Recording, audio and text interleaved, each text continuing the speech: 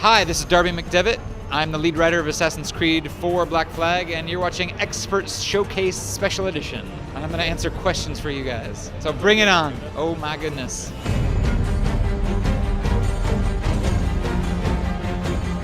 Yes, there are mentions and little things with Erudito, but I'm not going to go too far into it. But he does exist in our game world, or they do exist in our game world.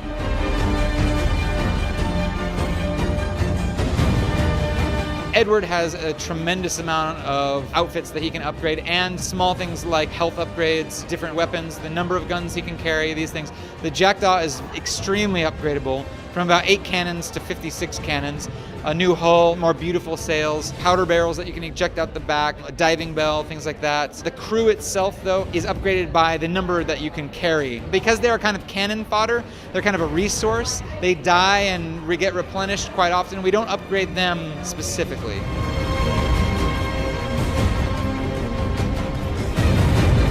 Absolutely, there will be outfits for past protagonists, but you gotta, dive deep to unlock them.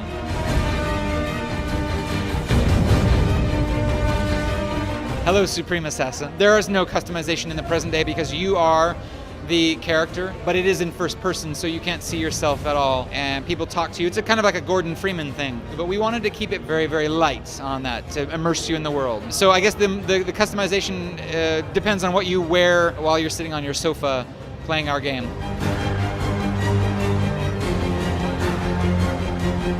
Yes, there is a lot of new kind of First Civ, Piece of Eden content in our game. It's going to be fresh and surprising and fun, so you can look forward to that. All that stuff is always going on, boiling under the surface.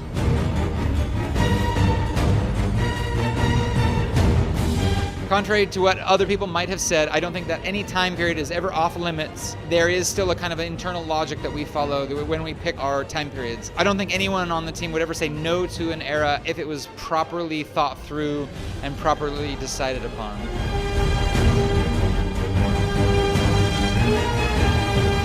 Supreme Diamond Hooded Eagle. I'm not sure I understand that question, but the hidden blade in this game is much more simplified. It functions like Ezio's. It is just a hidden blade.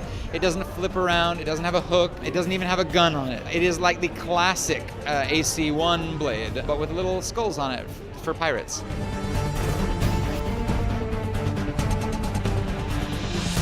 There are quite a number of female pirates characters, but it was very, very, very uncommon for women to actually sail in the Navy or among pirates at this time. So what they had to do was they often dressed as men, and they would have to hide their identity because it was actually considered among sailors bad luck for women to be aboard. So there may be, in your pirate crew, there may be women, but they're just so well dressed as men that you won't be able to tell.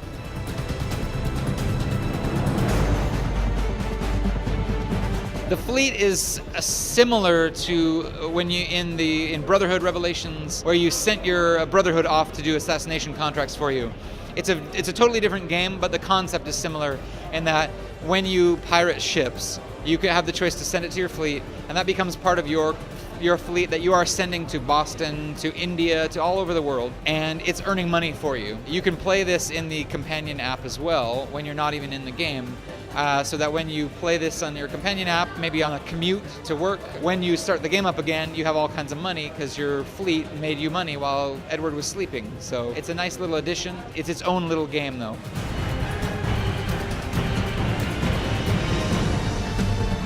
Altair Skywalker 47 is the ultimate crossover. You can hold your breath underwater for quite a long time, but not forever. So I wouldn't even presume to put a number on it, but let's say a minute or a minute and a half. You will run out of air. You will need to go towards barrels that your crew has dropped for you to replenish your air. So there is a bit of tension. We pushed it just a little further than what is natural because it makes gameplay a little less fun when you have to go up for air every 20 seconds.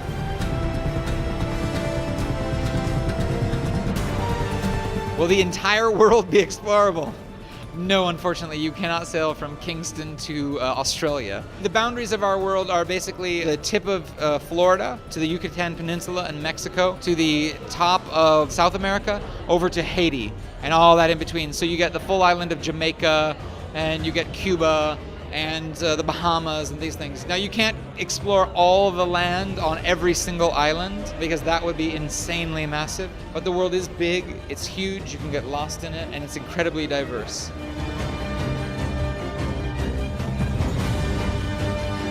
It's late Vesper. The American Civil War is one of those many eras that people want to go to, want to travel to in our game. Anytime that we come out with a new game, we can't obviously satisfy everybody. We pick an era and we stick to it. So the Golden Age of Piracy in the Caribbean.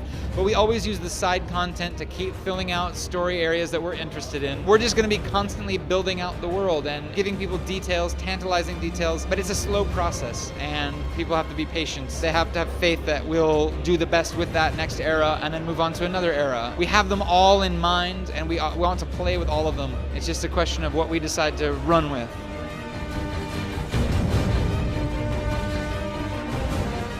$836. No, I can't give you an estimate of how many Assassin's Creed games we are going to be making, but we hope that we make a lot of great ones.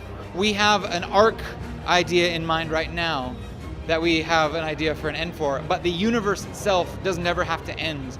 We can always expand and add to that universe, but this current sort of idea that we have now has a little arc. It's a misnomer, I would say, to say that there's an ultimate final end to the Assassin's Creed series, because there is so much of history that we want to go to and that we would love to explore. We want to make sure that we hit it all, and I think it's probably our goal at work to, in 80 years' time, we want to be able to virtually travel to every single known time period known to man, so that we're doing a great service to humanity in this way, I think. A special note to the Assassin's Creed Wiki, you guys have been an incredible resource, not only for the fans, but for us as well. As long as I've been working on this brand, I have used you guys as a resource to quickly research the ground we have covered, and I can guarantee you that every single person on our team always click on you guys. We always search your vast trove of knowledge. I think you're up to over 3,000 entries now. And that's super humbling and incredibly generous of you guys. So thank you so much. This game's gonna give you 2,000 more entries. So I hope you guys are ready to work.